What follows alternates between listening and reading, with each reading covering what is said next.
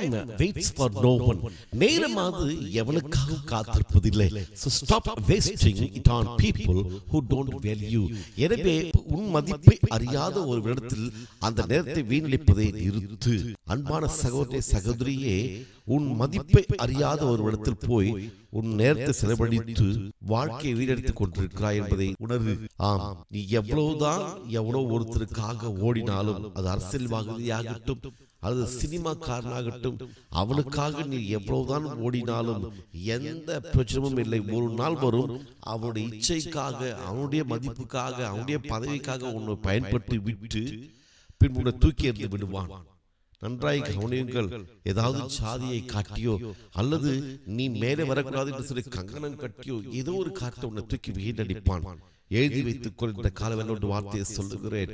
உண்மையாகவே உன்னையும் உன் மதிப்பையும் அறியாத ஒரு இடத்தில் அதை செலவழித்துக் கொண்டிருப்பது வீண். வாழ்க்கை வீணாகிவிடும். சகோதரனே, வெளியே வா. இன்றைக்கு இதை வெளியே வா. உன்னை பாவத்தை தள்ளுகிறதான இடத்திற்கு, உன் குணத்தை அறியாத இடத்திற்கு போகாது.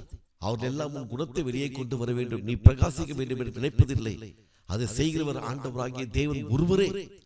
நீ நன்றாக இருக்க வேண்டும், உன் குணத்தை வெளியே கொண்டு வர வேண்டும் நினைக்கிறவர் இயேசு ஒருவரே. நன்றாய் கவனி.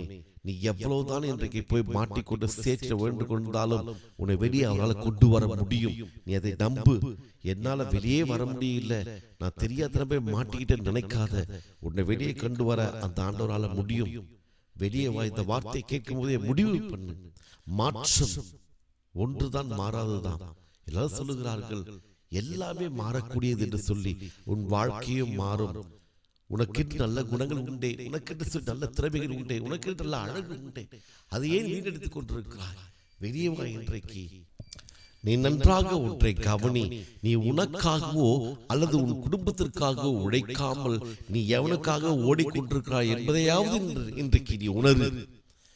உன் குடும்பத்திற்கோ உன்னுடைய வாழ்க்கைக்கோ உன்னுடைய உயர்வுக்கோ உழைக்க விடாமல் இன்றைக்கு எங்கேயோ போய் கொண்டிருக்கிறாயே, அந்த இடம் சரியா என்று சொல்லி நின்று நிதானமாக யோசி. உன் வாழ்க்கைக்கு அது பயன்படாது. சகோதரனே, இன்றைக்கு அநேக பேர் எவ்வளவு சொன்னாலும் கேட்பது இல்லை. அரசியல் அரசியல் அரசியல் ஓடிக்கொண்டிருக்கிறார்கள். ஒரு பக்கம் சினிமா மோகம். இதனால படிப்பை இழந்தவர்கள் உண்டு, வேலையை இழந்தவர்கள் உண்டு, வாழ்க்கையை இழந்தவர்கள் உண்டு. ஓடி ஓடி கடைசியாக என்னை கீழே தள்ளிட்டாங்க என்று நொந்து கொண்டு தன் வாழ்க்கையை அழித்துக் கொண்டவர்கள் உண்டு. கேட்டு பாருங்கள். உனக்கு முன்பாக ஓடினவர்கள் எத்தனையோ பேர் இருக்கிறார்கள். அவரிடத்தில் போய் கேட்டுப்பார். அவர் சொல்லுவான், வீண் சகோதரி ஓடுவது என்று சொல்லுவான், உழைப்பது வீண் என்று சொல்லுவான். இன்றைக்கு நான் ஒரு வார்த்தை சொல்லட்டும்.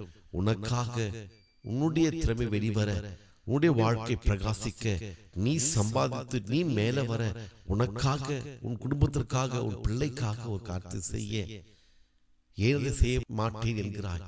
முடிவெடு இன்றைக்கு. Finally, I want to tell you something, a secret. கடைசியாக ஒரே ஒரு ரகசியத்தை சொல்லட்டுமா? ஏன் அரசியல் சினிமா என்று ஓடிக்கொண்டிருக்கிறார்கள் தெரியுமா? தன்னையே உணராமல் தன்னுடைய வேல்யூ என்ன என்று சொல்லி தானே உணர்வது கிடையாது.